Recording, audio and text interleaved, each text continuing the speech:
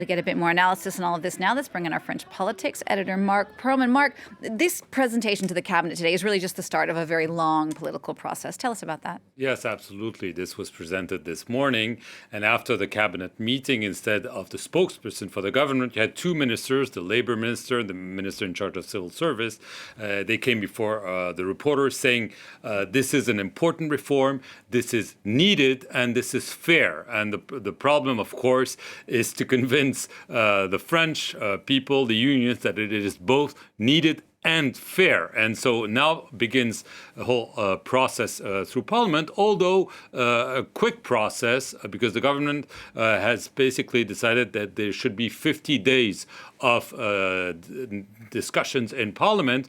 So the ministers are going to be auditioned by some commissions, the Labour Commission in the Parliament, in both the Senate and the National Assembly. And then the public debate in Parliament, and this is where the fireworks will be seen by everyone, is scheduled for February the 6th. The government is hoping that this will be adopted, and it seems likely because they basically reached an agreement with the Conservative group at the National Assembly. They have only a small group, only 10% of the MPs, but they're key for the government to reach an absolute majority. They've agreed on the principles of the reform, pushing the legal retirement age from 62 to 64 and contributing more years to that system. So this should be adopted by a parliament. The president has said he wants this to be implemented by late summer.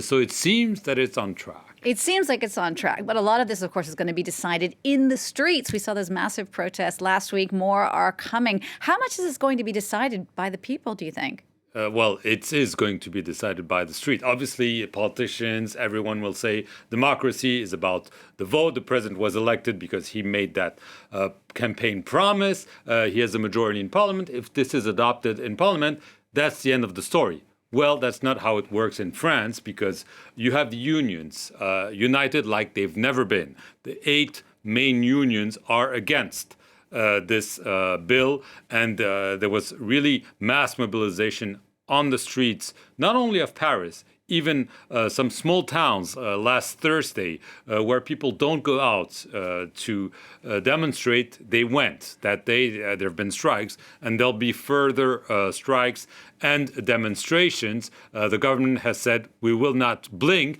but we're ready to amend the bill. So there might be some discussions in Parliament, prompted not by the debates so much in Parliament, but what happens on the streets, in factories, in subways, in trains, in planes, you name it. If things really last for a long, long time, this could have a major impact on the reform. Obviously, the unions are waiting for the government to blink. Emmanuel Macron has bet a lot of his second mandate on this reform. He cannot really withdraw it, but you never know. The few coming weeks, will be decisive. All right. Well, Marc, glad to have you keeping an eye on it for us. Our French politics editor, Marc Perelman.